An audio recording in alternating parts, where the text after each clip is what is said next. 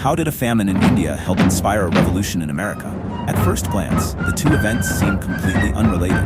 Yet, in the turbulent decade before the American Revolution, they became part of the same story. In 1770, the province of Bengal in eastern India suffered one of the worst famines in its history. Millions died. In 1757, the private armies of a British corporation, called the East India Company, had conquered Bengal. Bengal was now being ruled by the officials of this British company.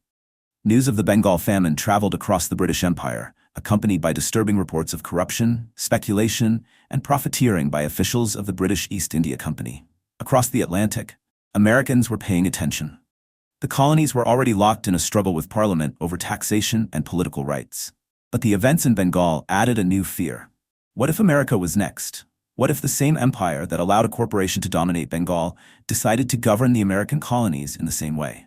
Then in 1773, British Parliament passed the Tea Act. The Tea Act of 1773 is often remembered as a tax law. In reality, it was a bailout. The East India Company was embroiled in a number of wars as it tried to conquer India and was drowning in debt. The Tea Act of 1773 allowed the East India Company to sell tea directly to the American colonies, bypassing many middlemen and reducing its costs. To many American colonists, this set an alarming precedent. The British government had granted special privileges to a powerful corporation, the same corporation that critics accused of corruption, monopoly, and misrule in Bengal. To American critics, it seemed that the Parliament was sacrificing the economic interests of American colonists to rescue an English monopoly corporation brain. Colonial newspapers attacked the Tea Act. Some warned that Americans could become slaves to the East India Company. The debate was no longer about tea.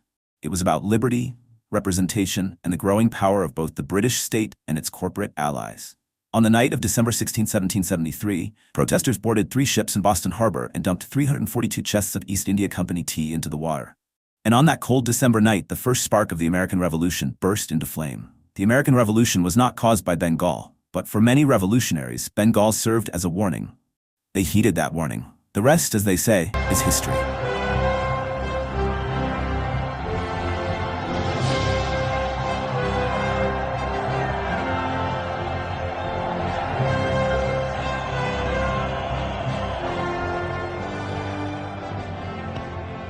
Dear Charlotte, the war has turned.